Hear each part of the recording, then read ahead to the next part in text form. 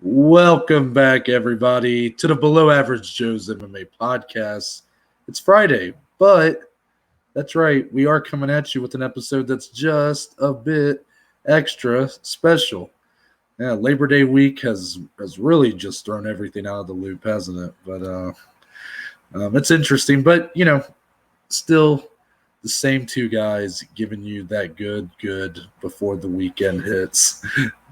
Dominic, how are you doing, my friend? Yeah, I didn't really know where to go from that intro, but hey, this is a very special episode because for the first time ever, we're doing it on a Friday. It's usually on a hump day on a Wednesday, so something about having a little discussion here to start off the weekend. No fight breakdowns, no previews, just two bros chatting the breeze about MMA. I'm pretty excited for this one. I'm not gonna lie. Yeah, it is always nice to just kind of get to do that little water cooler talk, as they used to call it back in the day. But Monday we did kind of mention potentially doing like a half and half. We're just gonna make it clear there will be no, real news or anything in this episode. We're gonna save all of that for Monday. So we'll talk about the Contender Series on Monday. We'll talk about the Triller boxing event on Monday, and obviously we'll talk about any fight announcements that have come out up to this point, and then obviously over the weekend and some other stuff as well. So Monday will just be a big news weekend recap, but just recapping mostly news and fight announcements, stuff like that. So today, all Reddit Roundtable, which is a personal favorite of mine, maybe because I created it. I don't know. Fuck you. Like, what? He's biased, yeah. But essentially how this works for everybody who, is new to this, which if you're new, go check out the playlist of catalog, all the previous Reddit roundtables. But me and Dominic scour the web. We scour Reddit. That's hence the name. But also we use Twitter, Instagram, Facebook, YouTube, anywhere that people pose questions involving the world of MMA. We will search for it and find it, and we will put it on a list on here and talk about it. Just what topics are most frequent in the community? What is the community really looking for answers about? And we're the two guys to give you the nitty-gritty truth about everything involving MMA here. So, oh yeah. So Dominic, anything else before we just get right in? I think there's only one thing left to do, and that is, in fact, get right in. So let's go. Also, quick note. Be on the lookout for Monday's episode because me and Dominic may have new setups. Oh, hey, all the new people, all the old people, just keep trickling in, baby, because this show is going to continue to grow leaps and bounds, whether it's from our end with the production side of things or with our wonderful community. So appreciate y'all. Wow, that was very lovely. Question number one. So you're going to notice, once again, I do gather these questions over time. So got a couple from UFC 265 and the fallout of that event. Starting with, where would Jose Aldo rank among the greatest fighters ever if he captured the bantamweight title before retiring? Dominic, obviously, Jose Aldo, long-standing featherweight champion, undefeated for like a decade prior to his loss to Conor McGregor. It's been more of a bumpy ride since, but if he were to capture that bantamweight title before retiring, where do you think that ranks him among the all-time greats? Yeah, so any OG listeners way back, we did our top 10 fighters of all time. I think it was our second episode ever on the show, so there's a throwback. And I had him in my top 10. Matter of fact, I had him sitting, at number 6 on that list. So, we've seen him have his ups and downs since then in the bantamweight division, moved down, had some controversial fights, had some good fights, fought for a belt, which was crazy. So here he is now, and he just came off of a big win against Pedro Munoz. He looked great in that fight. So Jose Aldo, man, should he capture that bantamweight belt before he ties it all up? And by the way, he's still pretty young. He's got some miles left in the tank still. You got to go top 5, right? Personally, I'd probably squeeze him in. My top 3 is going to be hard to nudge, but I'd probably say number 4 on my list. He might surpass Demetrius Johnson just because of the 2-weight world title status, 7 title defenses down there at featherweight as well. So, yeah, got to be number 4 or 5 for me in a list where I already had him in the top 10 regardless. I think the King of Rio could really shock the world with an extra title at a lower weight class. Whew. Oh, man. Well, I was going to say definitely top 10 with winning that title. I personally am not going to go that high. I put Amanda Nunes above him still. I put Demetrius Johnson probably still above him. But, I mean, that's a lot of accomplishments for one career for sure. And if I remember the rest of my list, I mean, I had Randy Couture on there. I had Chuck Liddell on there. Should those guys really be in the top 10 all time? I mean, I don't know. I think when I made that list, it was more off the actual accolades rather than, if you put Randy Couture versus probably the top 10 light heavyweights today, he probably loses to every one of them just because fight styles have evolved so much. But yeah, I didn't really judge it off of that. I judged it simply off of the accolades for the time. And Aldo would fit somewhere in there in the back half of the top 10, I would say. Man, Dominic, you think very highly of Aldo in his UFC tenure. And, I think actually if you can include his tenure outside of the UFC, it boosts him for sure because that 10-year unbeaten streak was mostly done outside of the UFC. So I think when we were ranking UFC fighters, we were basing off of their UFC careers, and Aldo, I think, still has had a great run in the UFC, but I don't quite put him that high. I think these blemishes that have, obviously mostly in big fights, big title fights, but I do think that you have to include this second half of his career, just value it just as much as the first half, in my opinion. Right. But definitely top 10. And that would be quite the accomplishment when we really consider where we think he's at now. I mean, do either of us really think he's going to win that belt? Probably not. I mean, it's a tough division. Exactly. But that win over Munoz, he looked fantastic. Probably the best performance we've seen out of him as a bantamweight. And doing it against a guy like Pedro Munoz, who's so consistent in this division and has had some big moments, says a lot about, Aldo is not done, but he does have a long road to the top if he wants to make it. Rock and roll. Sure. Oh, yeah. Okay. Anyways, number 2. So number 2, this question's pretty simple, Dom. Do you think Joe Rogan has declined as a commentator? Honestly, man, I mean, I still feel the same about Joe Rogan as I did a long time ago. Granted, it used to just be a 2-man team, and now we see him with 3. So I guess there's a little bit less to go around in terms of his input into fights, but I still feel his enthusiasm. Obviously, he's always been known for his big remarks and and he's hurt and all this fun stuff. But I mean, I still love Joe just as much today as I did in the olden days. I think he meshes really well with the typical trio of him, Anik, and DC. I think it makes for good conversation, whether it is about, the styles and how fights are playing out or the small banter in between bouts. I see a lot of hate and slack on the guy or the way maybe he'll portray some things. And I've had my gripes at times where like, oh, man, he's not even that hurt. What are we freaking out for? Or maybe some bias here or there. But for the most part, he's just such a staple of the UFC and has helped so much in their evolution for the past 20-plus years. So, yeah, man, I mean, I still love Joe. It's going to be a very sad day when we see him go. So, I mean, decline, I can't really say a affirmative yes, because I still feel like he is very knowledgeable in the game, and he has only become more knowledgeable as time has passed as well, just like us being fans. And even during this podcast, you can look at episode 1 and where we are now, and even our knowledge has grown. So I feel it's the same way for him. So, yeah, Joe Rogan, man, an OG. I wouldn't say a decline. I still love him just as much. Maybe I should have set this up better because I think there's some more things I would like to see your thoughts on, and I'll talk about it now and then bring it back to you.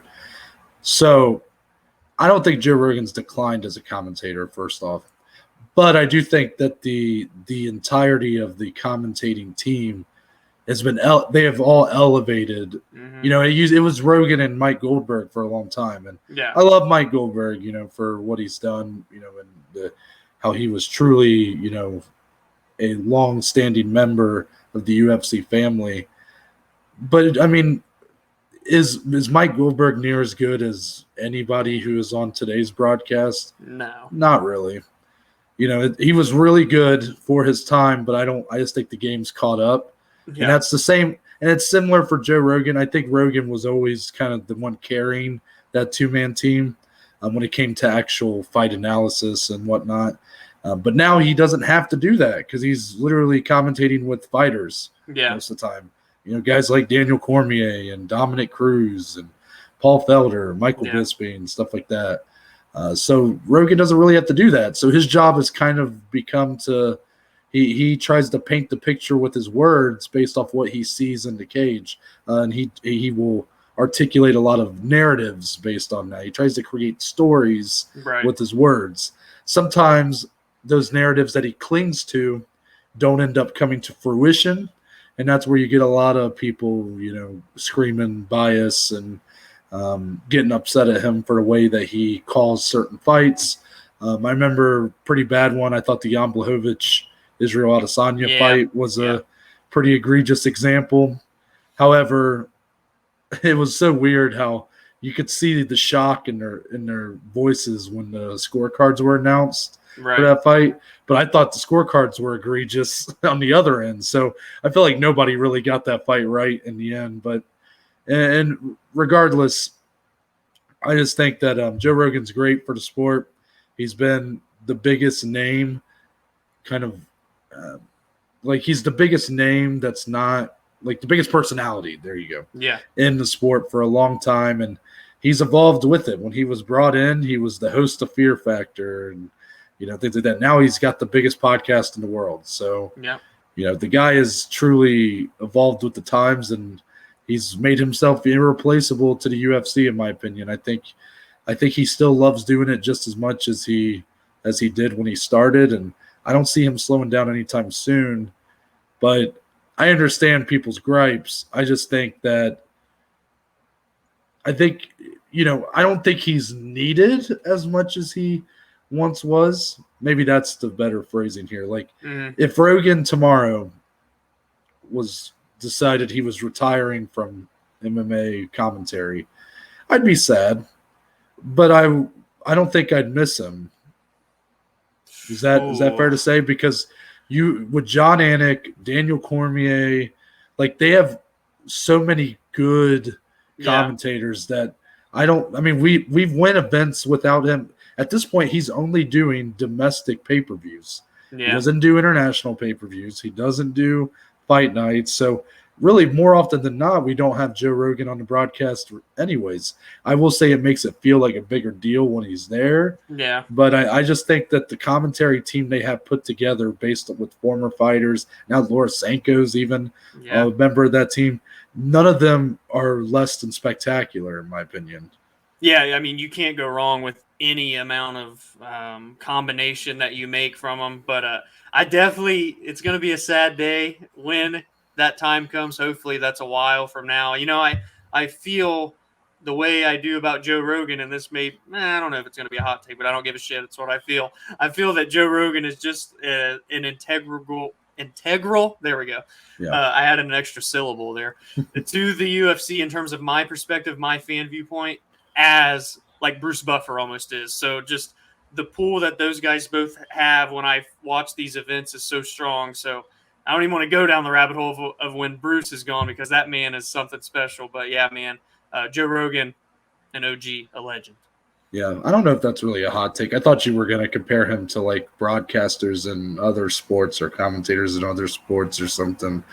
I thought you were going to, I don't know. I can't even think of someone on top of my head in other sports that would be the equivalent. But yeah, at the end of the day, it would be sad for me. I'm a big listener of his podcast. I love Joe Rogan. I love the guy. I watch pretty much every episode of that guy's show. But and I listen to his stand-up too. I'm a fan of Joe Rogan outside, regardless of his UFC impact. But I remember when I first started watching hardcore, even when that was the last few months of Goldberg being there and stuff. I remember going, I can't imagine the UFC without Joe Rogan. Now, fast forward 5 I years. can. Yeah. I can. That's all it comes down to. It would still be a sad day. It would still be like you never want to say it's over, but I just think the UFC would be I don't think they would slip at all. I think they would just continue chugging with the team they have. Number 3, Cyril Gane, the recently crowned or enshrined interim heavyweight champion, had a really big win in securing that title against Derek Lewis in the main event of UFC 265. And he's undefeated, Dominic, and he's really looked pretty much perfect in his few fights that really he's had in the UFC. So because of that, it's kind of come down to, who can solve Cyril Gane, this puzzle. Yeah. So who has a better chance, do you think, of solving the Cyril Gane puzzle? Is it current UFC heavyweight champion Francis Ngannou, or the wild card Jon Bones Jones? I mean, I feel like you have to sway toward Jon in this instance, just because, he's one of the best fighters, if not the best fighter we've ever seen. His fight style, the way he can really implement perfect game plans. That's what's so special when you see Jon Jones fight, is the way that they plan for each individual opponent, each individual matchup. It's always different than the way he approaches it, but it's always the same result, man. I mean, he beats everyone, right? And the way that he can pick shots, whether it's with his grappling, with his striking, his oblique kicks, his unique arsenal of weaponry paired with his movement, his athleticism, his speed, his quickness. He's one of the best ever, and for that reason alone, I feel he has a better chance of solving Cyril Gane, whereas Francis, these guys are former training partners, which is, throws a wrench in there because Francis maybe has seen some looks, but that's been a few years now at this point. Both guys have gotten so much better and all across the board in their games, but at the end of the day, Francis is still that guy that's going to come out and look for the one-punch KO rather than pick someone apart.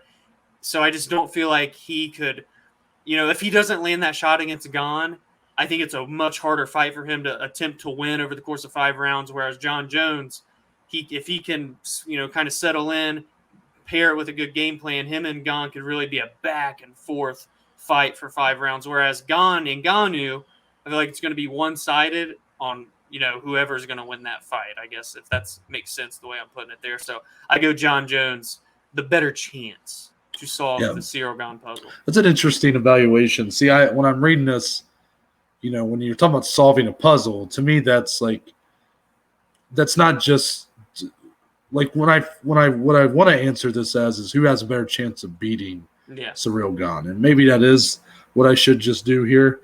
But when you say solving the Cyril Gane puzzle, is getting a quick knockout solving that puzzle, really? Yeah. I mean, you win, but it's almost like, to me, you caught him. Solving the puzzle means you're using your technical abilities to sort of out-technique him, to outbeat him as his own game. Yes, exactly. So that's Jon Jones like a million times. Yeah. But who has a better chance of beating Cyril Gane? I will stand by Francis Ngannou 100%. Now, I actually think both stand pretty good with Cyril Gane. You know how I feel about Cyril Gane, Dom. I'm so high on him. Yep. But I'm so high on these other 2 guys as well. Obviously, Jon Jones might be the best fighter of all time. Francis Ngannou looks terrifying in his title win over Stipe Miocic. He's got the best knockout power in MMA history. Him or Shane Carwin, I guess. But when it comes down to who has a better chance of beating Cyril Gane, I'll take Ngannou's power all day.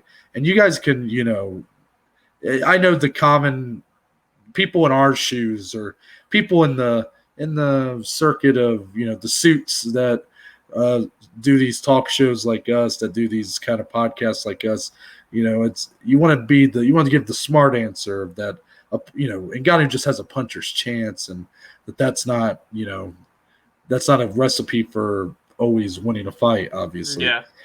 But nobody's been able to avoid Ngannou's power outside of, I guess, Stipe in their first title fight. And then you had the weird fight with Lewis, but whatever. That just doesn't count. But when Ngannou touches you, you go to sleep. Yep. That has been proven time and time again when he, even in a fight like he had with Rosenstruik, where he basically just bull rushed him and threw, like, he treated his arms like sledgehammers and swung them like that. It looked like Triple H in the WWE. That's what it looked like. What? Swinging the sledgehammer. Come on. Oh, okay. I'm like, huh? Okay, yes, exactly. So that's what it looked like. And he one touch, and Rosenstruik was just asleep. Done. Yeah. Fight over, 20 seconds. That's just a cheat code in a sense. Yeah. So Cyril Gane has to be perfect for 5 rounds, and Ngannou has to be perfect for 1 punch. It's the same argument I said for Derek Lewis in their fight with Cyril Gane, but it's like times 10 with Ngannou. So I give Ngannou a better chance just because of that. But Jon Jones, I think, if there's one guy who can do what Cyril Gane does better than Cyril Gane, it might be Jon Jones. Right. We don't know how he'll look as a heavyweight, but I still believe that. I mean, he already, just by pictures and videos, looks better than I thought he. Like he looks big, moving well with the size and everything. Yeah, so that'll be the big factor, is kind of how well he moves and things like that. But I think he could hold up with Cyril Gane for 5 rounds. I think you'd get a very technical fight if they did face off. And those are 2 guys that, they're not afraid to necessarily go to the ground either. So yeah, that's a fight I would love to see someday. Really, you can only hope, man. Yeah, but obviously Gane and Ngannou is the priority number 1. Any final thoughts on that one, Dominic? I thought we did a pretty solid breakdown there, if I can toot our own horn. Number 4. Dominic, if you personally got in that time machine that I had introduced back in This or That, the DeLorean, and can go back in time and be in Dana White's position for a stare down that took place between 2 fighters, which one would you want to be part of? I hope you like this one, Noah. I mean, it's putting you on the spot, so I understand. I'm not gonna 100% just thought of my answer just now as you were introing it. But I'm gonna say it very confidently here: Anderson Silva versus Chael Sonnen, part 1 and part 2. Can I just pair them both together? Is the first one when he gives him the shoulder to like the little?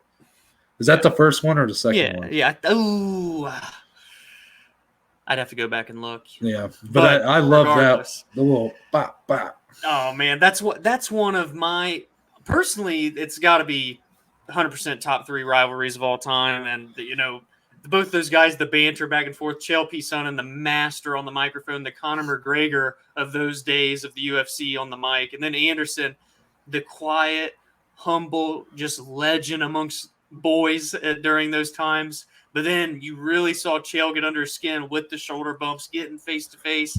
He got under Anderson's skin, and you didn't see that then at all. Chael was the first and really one of the last to ever do that to him. And that rivalry was just so huge. And then when you look at the fight that followed suit with Chael Sonnen dominating Anderson for essentially 4.5 rounds, Anderson pulls off one of the craziest comebacks in UFC history. Then you get the second fight and the lead up to it where Chael's like, for the first one, Anderson Silva, you absolutely suck. And then for the second fight, he goes, I'm going to up the ante. If I beat you, you got to leave the division. If you beat me, I leave the UFC forever. The build-ups to both of those were incredible, and we know that a solid build-up to a fight can only make that face-off even more intense. So I got to go Silva, Chael Sonnen, man. This might be a hot take, but I hate that second call-out. I hate it so much. That is the most pro wrestling call-out. And he didn't even leave the UFC then either. So. Well, of course not. He's still under contract. I mean, this isn't. Come on. But it's the bad guy. No, I do agree. I mean, great rivalry, but I mean, I'm gonna stay fair though. If I hate that call out, or if I can't like that call out, but then hate what they did with Brock Lesnar, Daniel Cormier. yeah. Because Brock Lesnar was more, I believed what he said more than fucking Chael Sonnen that night. I knew Chael Sonnen wasn't leaving the UFC, but Brock Lesnar said, DC, I'm coming for you, motherfucker. Yeah, and then broke Joe Rogan's hand. Broke his hand on the camera. My answer for this, I tried to research this a little bit. I know that's not really fair because I put you on the spot, but when I was researching this, the one that I kept coming back to was Anderson Silva versus Vitor Belfort. When he put the mask on, Yep. and you could see Vitor just overcome with anger.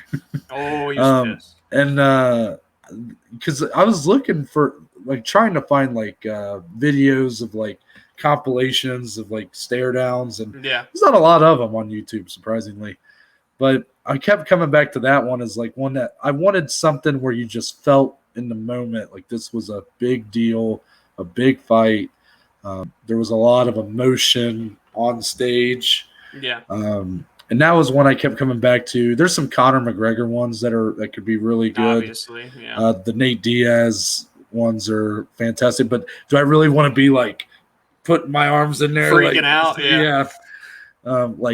Conor, no. When he's throwing the bottles of water and stuff. Yeah. A funny answer, though, was that I thought of. The first Jon Jones, Daniel Cormier stare down. Holy shit. Where things just kind of go crazy, and John but this wasn't Dana White. Yeah. It was some little guy. It was mini Dana. He was bald, another bald white guy who's not Joe Rogan, not Dana White, but just some guy up there.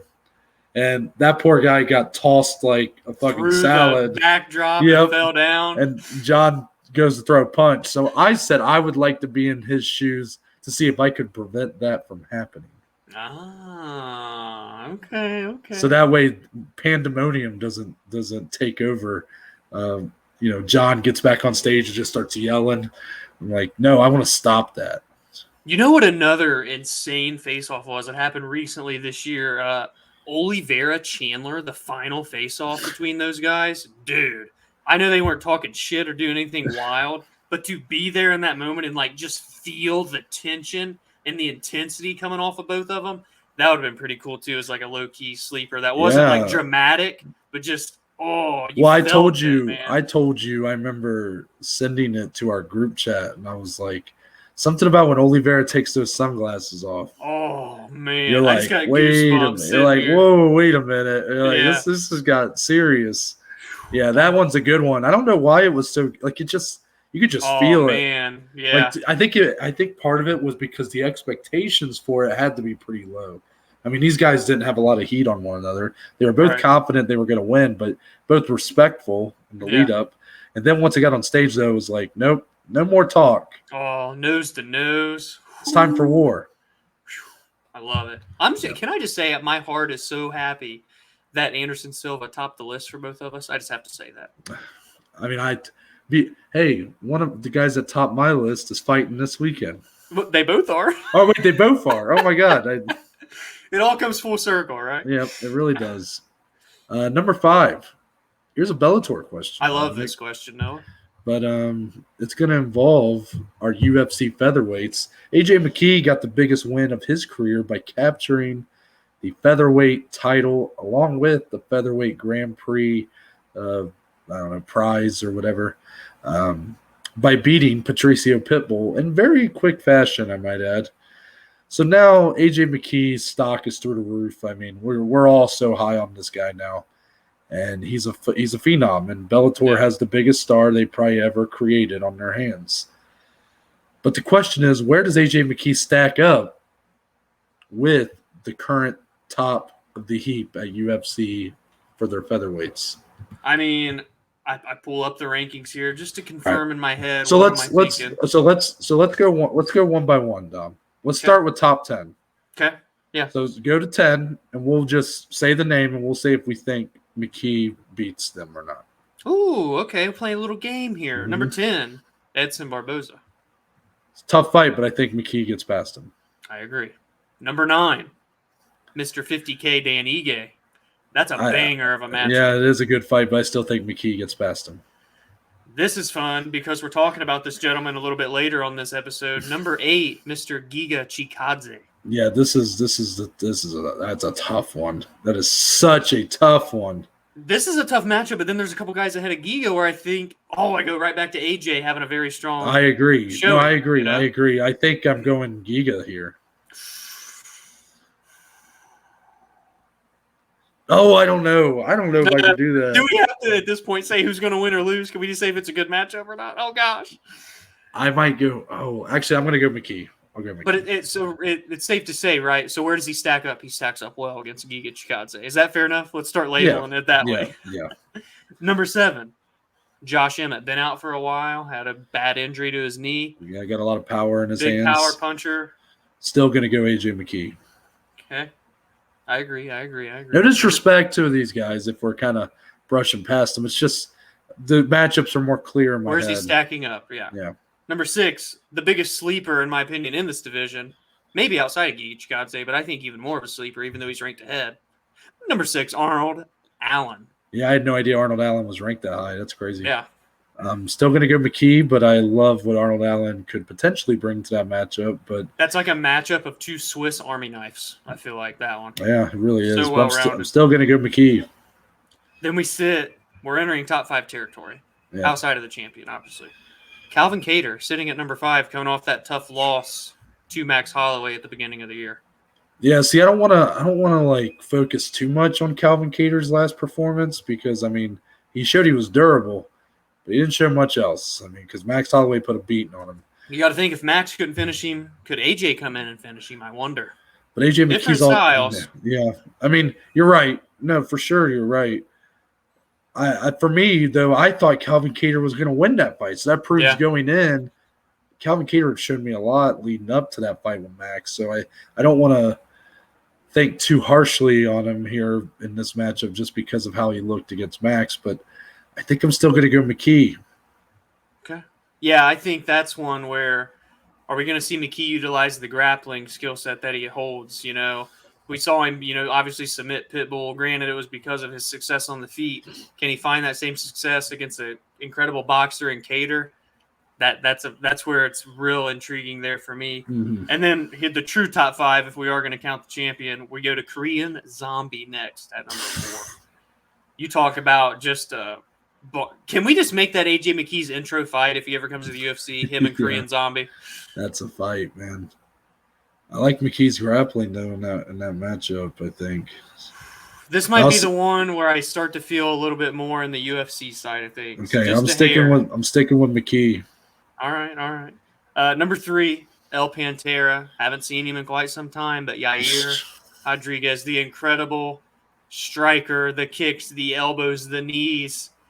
Definitely has a lot of intangibles to challenge AJ McKee, but again, when you go to the overall skill set, I think kind of holds it, I think McKee's just a more well-rounded fighter at this point, and he's been more active. And now the real fun begins here. I honestly, this is going to be a bit of a limp dick ending to this, but I don't think I can put McKee over anybody else. Fair to say. Well, let's just pair it all together. Because we've got Brian Ortega, who's about to take on Alexander Volkanovski for the championship in a couple of weeks. And then, of course, sandwiched in between the two at number 1, the former champion, Max Holloway. So those are the latter 3. So this is interesting because I think the Ortega fight is the one that is the most, like, up in the air. Like, I don't know if McKee or Ortega would win. But because I like McKee's hands better than Ortega's. Mm-hmm. But if McKee does take that fight to the ground, I like Ortega's just jiu-jitsu to best grappler in the division. Yeah, and if McKee gets it all overwhelmed and shoots for a takedown, it could be the end of the fight right there for him. Yeah. So I guess that's the Ortega matchup. Obviously, him and Max Holloway, insane if it's on the feet. Yeah, and. Max is a guy that is so extremely underrated on the ground because we just never really see him there. Is he really underrated on the ground? I think in terms of his defense, I think he's underrated there. I think he's proven he's got really good. Yeah. I mean, maybe you're right. I just don't think we see it. We don't see it, so I don't think you can even say he's underrated on the ground. I just don't think we know if he's really that good on the ground. I'm talking more offensively, I guess. But yes, in terms of avoiding the ground, he's great. Yeah. He never gets taken there. And then on the feet, you'd have to almost lean toward Holloway. Then again, when you see what he did in January, you're taking him over anybody. I don't know if I'm leaning or if I'm falling on that side. I mean, no offense to AJ McKee, but Max Holloway is just I still think Max Holloway might be the best featherweight in the entire world, even though he's lost to the champion twice. That's just where I stand. So that's why I'm going to go with Max. And speaking of the champion, Noah, last but not least, current Bellator champion AJ McKee, current UFC champion Alexander Volkanovski. Well, the one interesting interval here is that McKee's got the size over Volkanovski, but Volkanovski proved against Max that it really didn't bother him too much. Mm-hmm. So I definitely like Volkanovski, his ability to switch it up. I don't know. He's just so technically sound as a fighter. Yep. McKee's still very young, still, as good as he is, he's still got, a few things that he can obviously improve on. Volkanovski's just so solid. Yeah, what's so cool about Volk is just the way that he can implement similar to kind of how Jon Jones did at light heavyweight, where he can just implement a game plan that could be so perfect no matter what the matchup is for him. So I would have to agree with you there. And so to conclude that, I guess, sentiment on AJ McKee, it's fair to say, based off what we were just saying, we feel he is a legitimate top 4, if not top 3 featherweight in the UFC if he were to come over right now. Top 5. He's top 5 level talent for sure. I mean, because Giga Chikadze is, a variable out there at number 8. But, no, I definitely think that, for all we know, he may not beat a single one of those top 10 guys, but he's made us believe he can. Yeah. That's why eventually I got to see it. I got to know. Got to see him in the UFC for sure. Don't want to be a proponent of Bellator losing their top star, but I got to see him against the best of the best, and that's going to be mostly in the UFC. Yeah, he's a special talent, man. Mm-hmm. Moving on to number 6. Dominic, I hope you've had some time to think about this one, so I hope you have your answer ready. What is the biggest what if in UFC history? Okay. Well, I'll just go with this one. I actually talked about this what if matchup quite a bit over the past week, oddly enough, with a couple different friends and whatnot, and even you and I before recording. So again, I'm pulling my Anderson Silva hat back out here. My favorite fighter of all time.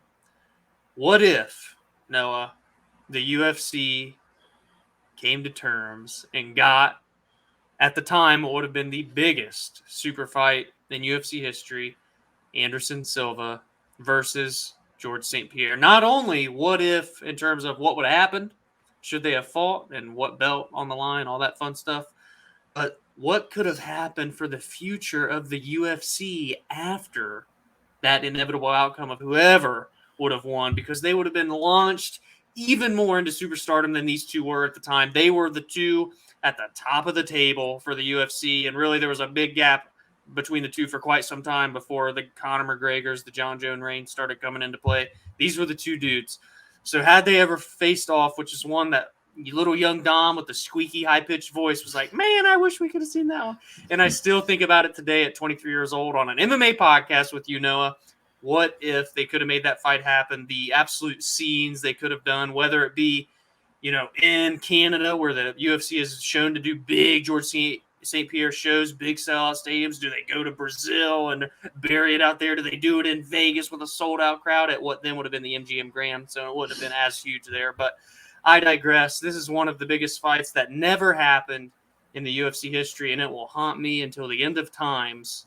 George St. Pierre, Anderson Silva super fight. Yeah, it's a huge fight in terms of like all-time rankings and things like that. Like that's, if you're talking about like what if, like what, I think that's a big ramification is just in terms of, but both guys are top. I mean, they're 1 and 2 essentially for most lists. However, I think if you go beyond that into like, okay, if this fight did happen in, let's say 2012 or so, around when it was rumored to happen, Anderson Silva lost to Chris Weidman in 2013, snapping his 7-year title run. I believe it was 7 years. GSP retired after his controversial bout with Johnny Hendricks in 2014. So both guys had pretty big, I guess, career-altering moments coming up. Fall from grace, yeah. Well, for Anderson, I mean, GSP just retired mostly, but my point being just that both of their careers took different directions outside of fighting. Essentially, Anderson started fighting a little less. He snapped his leg in the rematch, all that. So depending on who wins that super fight, one of those two things may not happen. Altering UFC history as we know. Because if let's say the belt was for, I would imagine it'd be for 185 pound title. I don't see Anderson going to 170. I really don't. So let's say middleweight title on the line. GSP wins, then Silva and Weidman probably doesn't happen. Yeah, true. You get GSP Weidman. That'd be an interesting. Yeah. But then if Anderson beats GSP, I guess technically you still might get GSP Johnny Hendricks, but maybe GSP retires even sooner because he lost. I mean, what is there to prove? Right. You proved that you're probably the second best fighter of all time, and you're probably not going to be able to convince anybody you're the best, right? Because you lost to the guy that would potentially be ahead of you. So it's like, what is there left to prove? So I think there is some long-term ramifications from that bout not happening, but that's probably about it. As far as my pick, now I kind of forgot my pick, so let me. In terms of a what if, that was a good one, Don, for being put on the spot. I'm the one that's had time to think about these questions, and did I do it? Not really. I got ice in my veins, baby. One that stuck out to me was Fedor Emelianenko. That's a the big UFC, one. There was a big fight that the UFC were pushing for with him and Brock Lesnar around post UFC 100. That bout never came to fruition. Fedor never came to the UFC.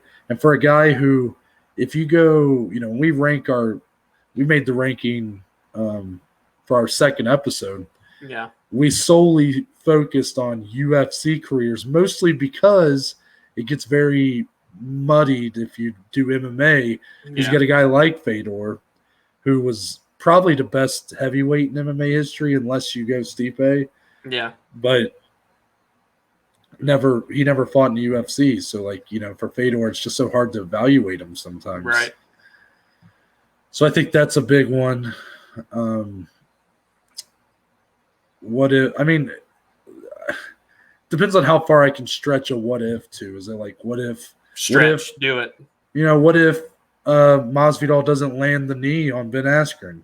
Ben Askren probably wins that fight. I know people might not like to hear that, but actually, I don't want to say that. Masvidal could probably win that fight, but I'm just saying that, yeah, I see your sentiment. If Ben Askren wins that fight, he probably gets a title shot. I don't know if he does, but he might.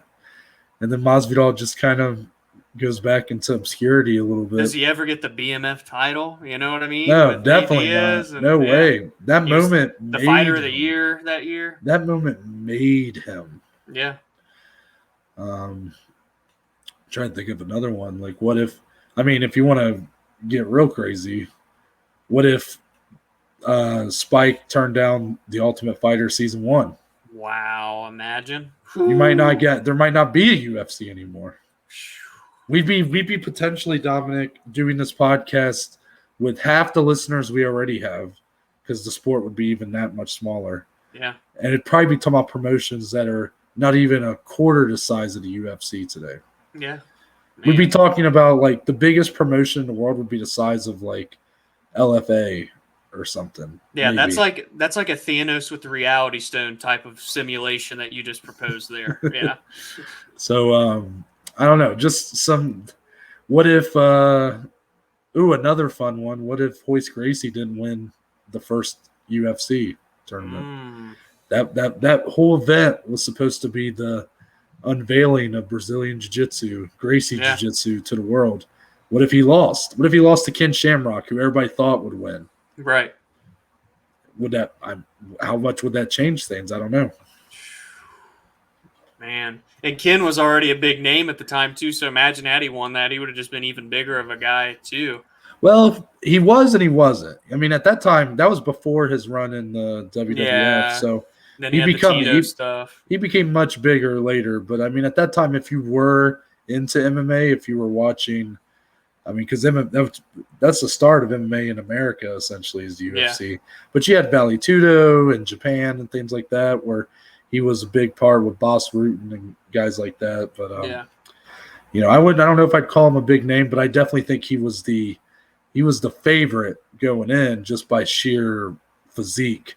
Yeah. So what if the audience that was so clueless about jiu-jitsu was proven right that night? Would jiu-jitsu have blown up in the United States like it did? Or maybe it would have, but would it have taken longer? Yeah, you know, right. There's just a lot of like moments that you can think about. I mean, and they all truly just alter, you know, historical, not only time segments in the company, but just in general where we would be today would be affected. Yeah. What if Conor never lands the left hand? I think, or was it a left hand on Jose Aldo? Jose, yeah. How does that fight play out if it goes longer? Or if he even just loses in general, where's Conor McGregor at? You know, it's very interesting. Is this a conspiracy theory podcast now? I don't think so, but I still like talking about it regardless. Now, here's a fun one, Dominic. I'm going to toot my own horn for this one because this is one I came up with by myself, and you know, for how specific it is, I feel like commenters are gonna be like, "There ain't no way you came up with that off the top of your head." I can vouch. Yeah.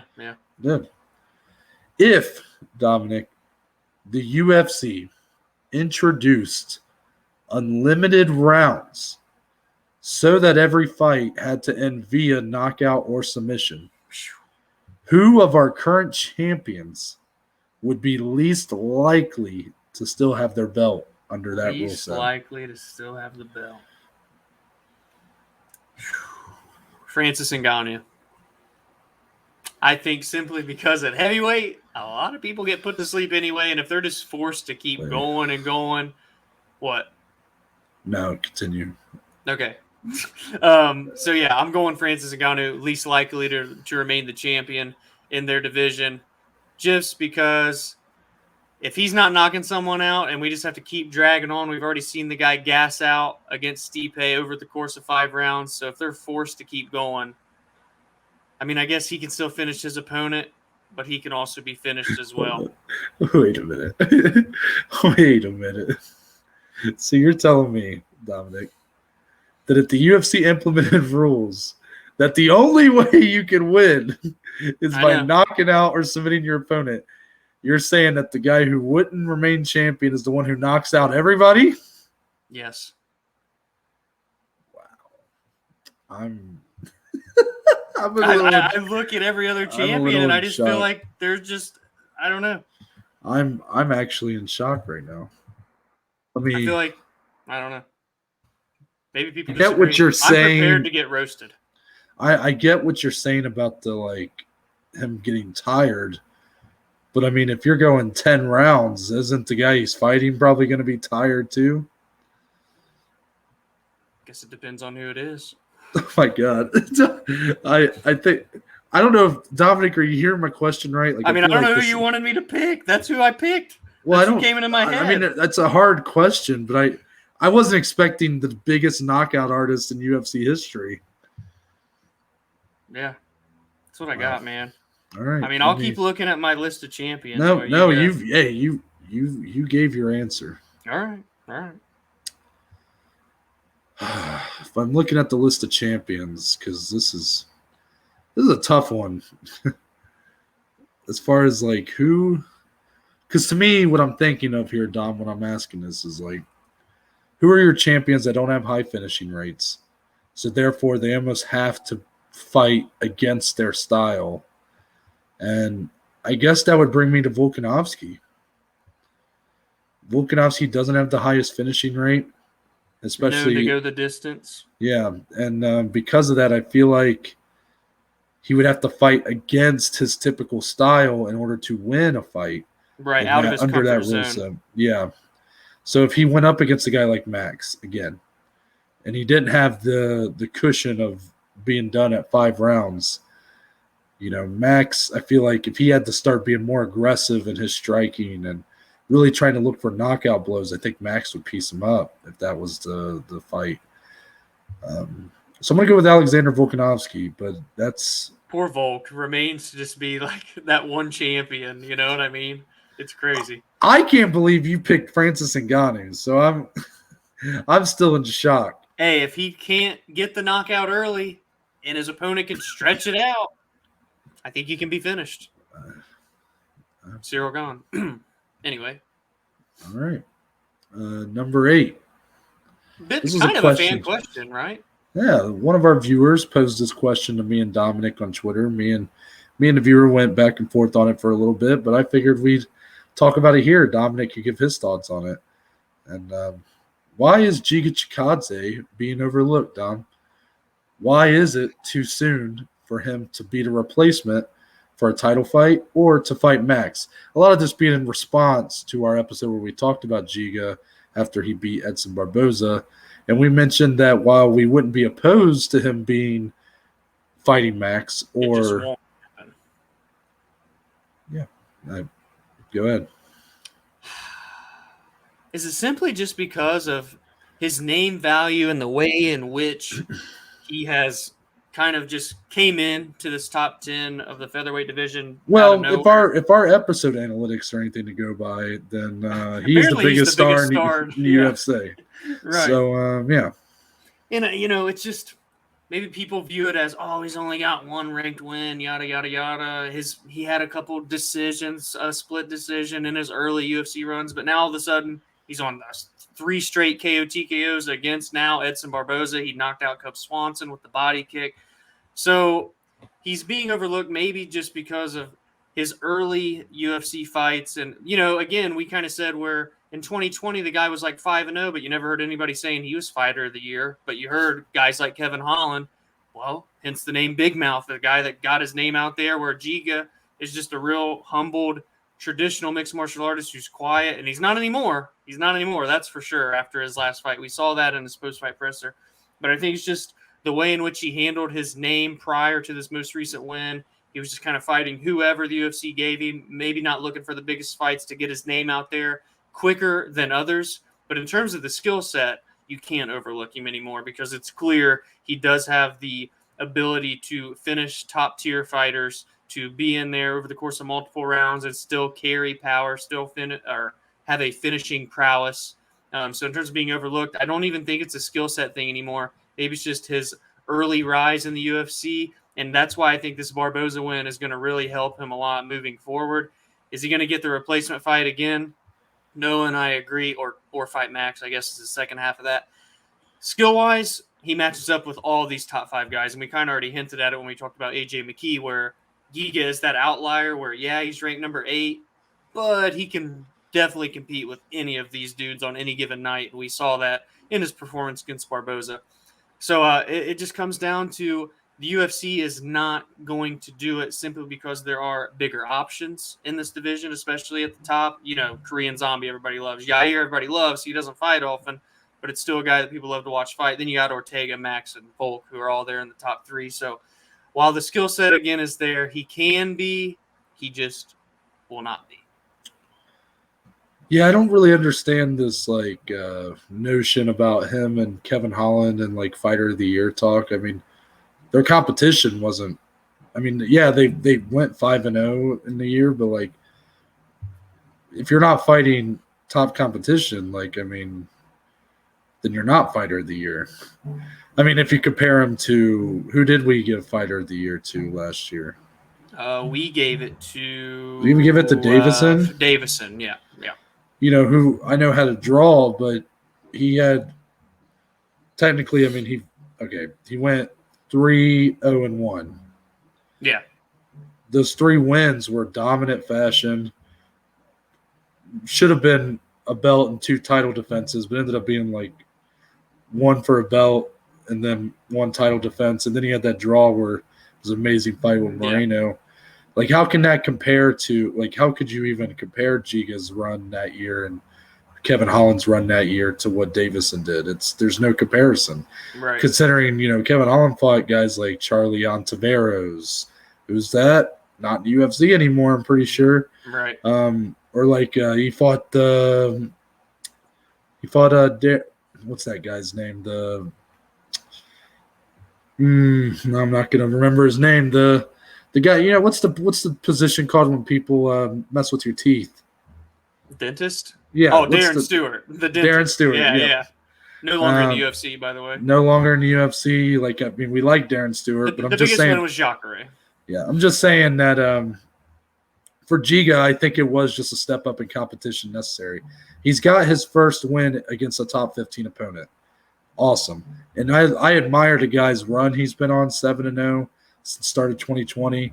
He's deserving. He's been deserving probably of bigger opportunities for his last couple fights. Like, really, he probably should have been fighting ahead of Cub Swanson. I mean, he probably should have already been fighting top 15, to be honest with you.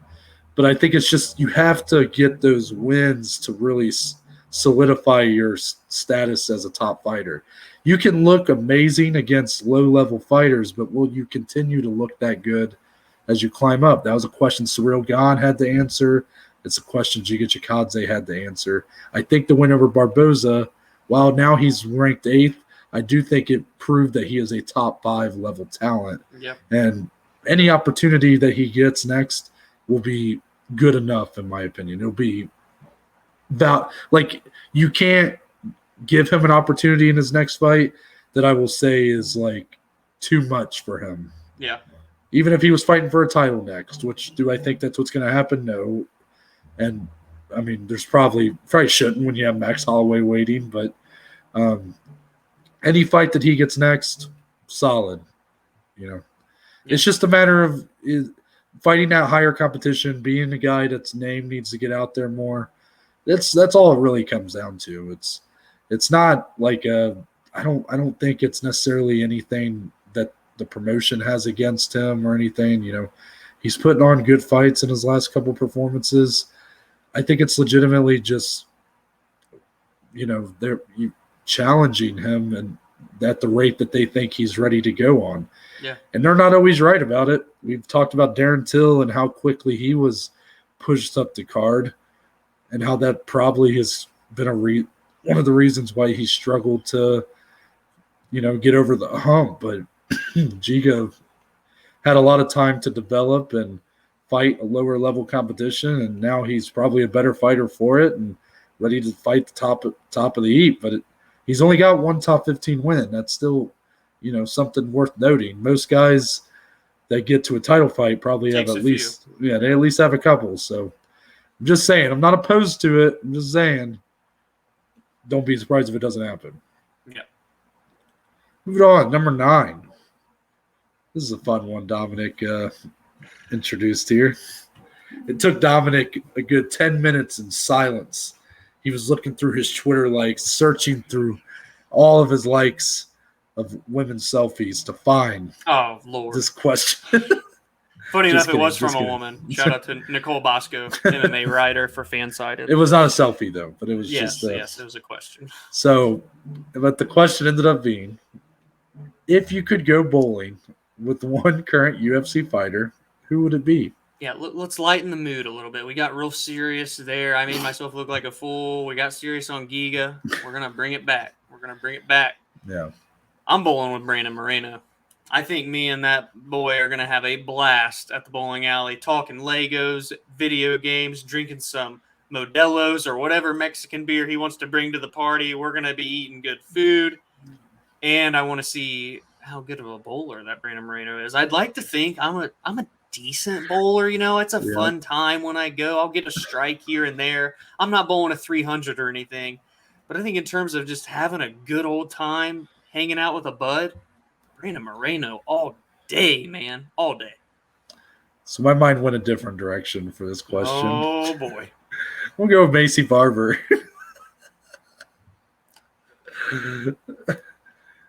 I mean, if I'm bowling with her, isn't that kind of a date? We got to cut. We got to cut this episode. We're simping live on air, episode 137. Man, that's something I would say, though. So I know. I was like shocked. I couldn't believe you went with Moreno. Nah, I mean, you said Saturdays are for the boys. Exactly, man. Maybe I'm just going based off my real life. No, let me remove the simping from the equation. Let me be a boy again. Let Okay. me be one of the bros. I'm shocked you went with the guy. I am so shocked. That is such a you thing to do, to be like, oh, this woman.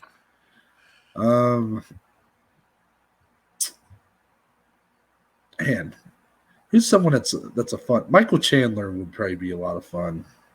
And you could have like some serious life talks, I feel like. Yeah, like, you know, have deep talks. Just me and Michael bowling. Yeah. And he's going to just talk shit to you the whole time. I like try and get in your head, I feel like. He's a very competitive guy. Yeah. I feel like this is a very intimate hangout. This did go deeper. Yeah. Once I brought up it being a date, now it's hard for me to reverse my brain. Right. So now I'm just imagining me and Michael Chandler on a bowling date now. Yeah, so you have a date with Macy Barber, hang out, go bowling, and then with Michael Chandler. Now, Dominic, if you had to go bowling as a date with one UFC fighter, who would it be? If I had to take someone on a date, interesting. I'm gonna make you revert to your. I don't like this question.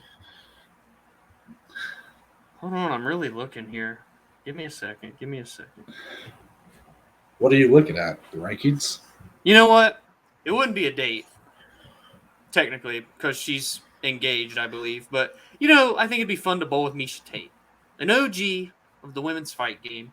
Could really give me some good talks, maybe some love advice as well going forward in my endeavors with relationships. And, you know, the cupcake, I just think it would be a fun time. She seems like a really fun, intelligent person, which is the type of woman I like. So she could maybe steer me in the right direction. You are really trying to paint yourself in a different light to the viewers than you do for the boys, aren't you? I'm just looking for the best dating advice possible because what I'm using is not working currently. So that's a deep cut. So number 10. Dominic, we're in the fall season and we're approaching fall very quickly. The leaves are changing. Football season is here. It's time for hay rides and pumpkin spice lattes and all that good stuff. Apple bobbing, you know, all the good stuff. Oh, shit. Hey, now. If you don't know, you now, need to go back. I don't know if you guys knew this, but I can't bob for apples. No, we're not doing this. My mouth is too small, Dom.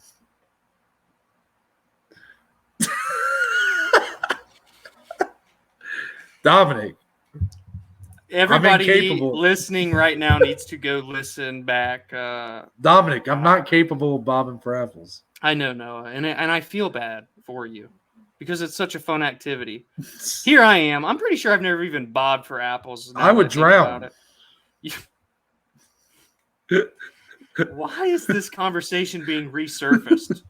That's why you put this question on here, just so you can talk about your small-ass mouth. Anyways, all the title fights for the UFC have been unveiled for the fall season.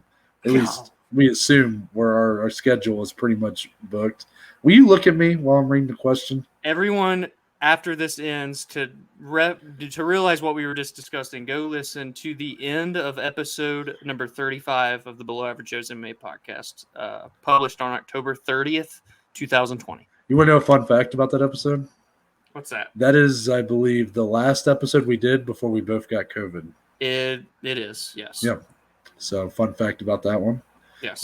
I will not explain. Noah got COVID from attempting to bob for apples on Halloween weekend. I will not explain how COVID was passed around, but anyways. So the fall title fight. So our whole schedule is booked for the fall. It looks like title fight wise, and the question is, which of these is the most intriguing to you, Dominic? So you got the list in front of you. Should I read them out so everybody's aware? Let people know, I guess. All right. You got Volkanovski versus Ortega, Valentina Shevchenko versus Lauren Murphy, Jan Blachowicz versus Glover Teixeira, Aljamain Sterling versus Peter Yan, Kamaru Usman versus Colby Covington, Amanda Nunes versus Juliana Pena, Oliveira versus Dustin Poirier, and then Brandon Moreno versus Alexandre Pantoja. A lot of good ones. This might surprise you, but it might not either because, you already know how big I am on this fight. I've been looking forward to one fight in particular for such a long time.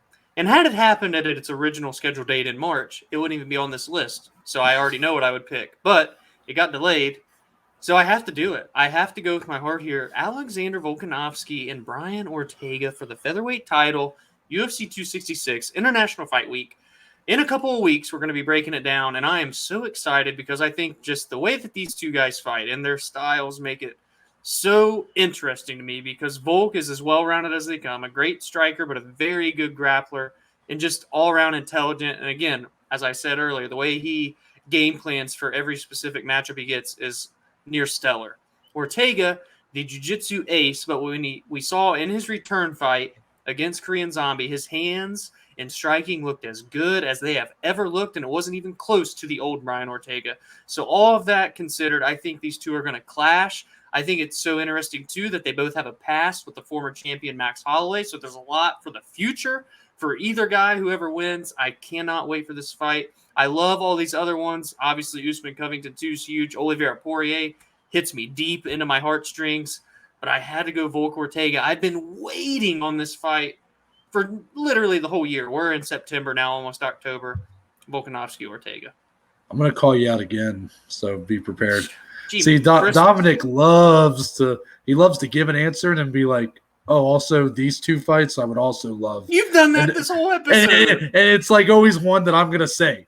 And I'm like, damn it, just let me introduce it. All I did was give a sprinkle. That's all I did. Oliveira Poirier is the fight.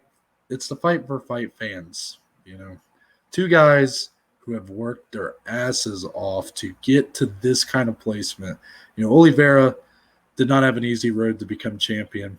He has reached the top of the mountain, but now he has to defend the crown. And Dustin Poirier is a guy who, I mean, really had a similar path. He started in a division lower. I mean, really, they have similar career paths. Had an iffy run at a lower division, kind of moved up, have been much better, but still, you know, had their bumps in the road. Poirier has fought for a title before against Khabib, lost in pretty disappointing fashion, but it was expected against a guy like Khabib. Yeah. But then he's also been a guy that's over-exceeded people's expectations at times.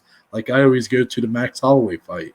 I thought Max was definitely going to win that fight, and Dustin put up one of his best performances to date. The second Conor McGregor fight, it was another one a lot of people counted him out of, and he looked really good in that fight. So yeah, that fight to me is two guys. If you couldn't find two more deserving fighters to be in that position, it's going to be heartbreaking no matter who wins or who loses. I'm going to be heartbroken and also heart-warmed at the same time. It's going to be a lot of emotions going on when that fight goes down. But it's a great way to cap off 2021 title fights. Ooh, I can't wait. Can't wait. Now, number 11 is a fun one here. It's a viewer question from our good friend, Jake Branson. We're just going to pass it right on over? Yeah, let's go ahead and do it. All righty. Hey, fellas. I was just wondering if you guys think if Poirier wins the lightweight belt over Charles, do you think he defends first or goes up to fight at 170 next? Thank you, Jake, for your question. And that's funny that we just talked. I just got done talking about Poirier. Look at the segue there. Yeah. I didn't. Should have articulated that, but you know, get better as a host as we go. Anyways, so I love this question. So I really appreciate him sending that in. And my thoughts are, it's really tough to tell because my thoughts right now seem to point me in the direction that Poirier doesn't have many fights left. Yeah. Just based on the way he's kind of talked about things and from a lot of the whispers I've been hearing, it seems Poirier, maybe this title fight could be the last fight. If he loses, if he wins, you know, maybe he's got one or two more. But it doesn't seem like we're going to be seeing him that much longer. So the question here is if he wins the title. And I think, truthfully, there is a better chance if he wins that he goes up to welterweight than defend the lightweight title. But I don't think it's going to be for the fight that people would think. I think a lot of people maybe are thinking he would go up to welterweight to fight Kamaru Usman. And I just don't think that's what he would do. I think it'd be a fight with Nate Diaz 100%. For sure. Another good payday for him on his way out. Who knows?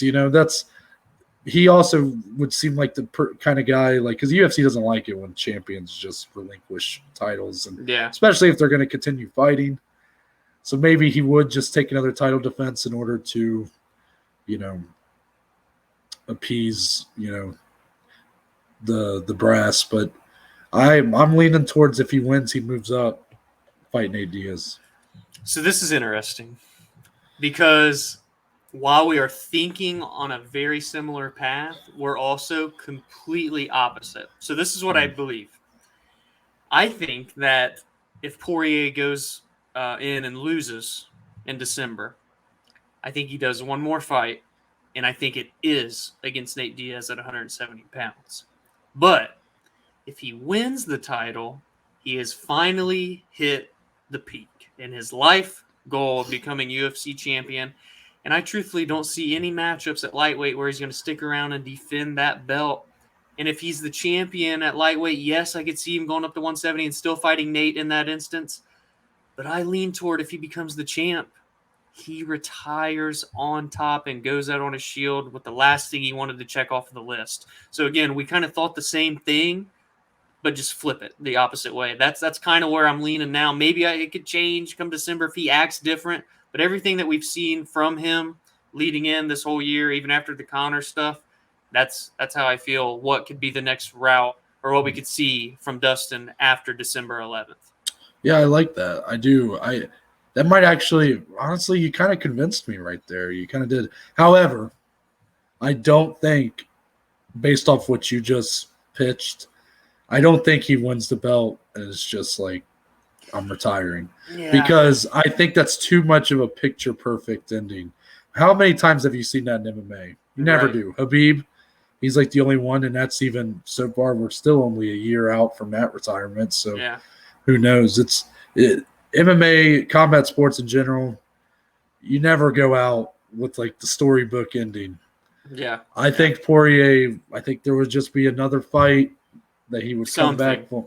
And I'm not saying he could win that and still go out on top, really. Yeah. But I think it's too perfect of an ending to be like, I win the belt, done. I feel like he would want to one more, Right. So you've convinced me that if he loses Nate Diaz, but if he wins, maybe he does. I think he does defend them. I will change my answer and say he defends against the winner, Michael Chandler, Justin Gaethje. Look at that teamwork there. I love it. But that's going to wrap it up here for our Reddit Roundtable today. Me and Dominic, man, we're going at it like a married couple, but at the end of the day, I still would rather – there's nobody else I'd rather do this podcast with. So no, not even close. Nobody else I'd rather shit on, dunk on every episode. 137 episodes now. But then end it with a big hug. Yeah, a big hug across the screen, through the phone. Yes. Like the words of Soulja Boy, I believe. Anyways, next week we'll be seeing you guys on Monday. Again, it will be more of your traditional weekend recap, but more so just going to be a lot of news and recapping Triller boxing, maybe, and fight announcements. And then obviously Friday we'll be back on schedule with the MMA weekend preview. Yeah. UFC and Bellator. Yep. So we'll have multiple events to go over. Should be a good time. But until then, Dominic, tell the good people where they can find you on social media. Find me on Twitter, on Instagram, at Diesley14. More importantly, go follow, go engage. Go leave a voice message like our good friend Jake Granson did. Send it in. We'll leave you on the episode, no matter if it's a Reddit roundtable, a preview, a recap. We'll get you in. Don't worry. And you can say whatever you want. You got 60 seconds. If we don't like it, we just won't put it on. I'll just be honest with you here. Anyway, you can do that on Twitter and Instagram at BAJ_MMA podcast. And Noah will describe to you a little better on where you can find that voice message link. Well, first, to find me, you go to Twitter, Instagram at ntbaker_. If you go to either of those, there's a link in my bio that'll take you to the link tree which provides you with a list of links to all the platforms the podcast is on, along with social media platforms. That includes the Twitter, the Instagram, the YouTube channel, and Spotify, Google, and Apple Podcasts. It's all on there, baby. Yeah. And there's a couple links for today's sponsor, Anchor. Shout out to Anchor. Shout out. First, leaving a voice message. Do it. Come on. Do it. If Jake can do it, you guys can do it. Yeah. Do it. Also, there's a link to me. We have the best outros in the game. You just had to say it. Everybody listens to the end. You just had to say it in recording this time. Yeah, I'm sorry. We need to be humble. I'm tooting the horn where the horn can be tooted. Anyways, if you want to donate $1.99 so that or more, so that I can have Dominic get his brain checked for thinking Ngannou would lose when you his look belt into it. Okay, shout out to Eddie Bravo. Everybody just look into that section. I didn't even give a good explanation, but just think about it. Please leave $1.99 so that Dominic can get his head checked. Otherwise, or more, I guess. Or more. You know. Or more. But beyond that, that's it. We're out. We're going to see y'all on Monday.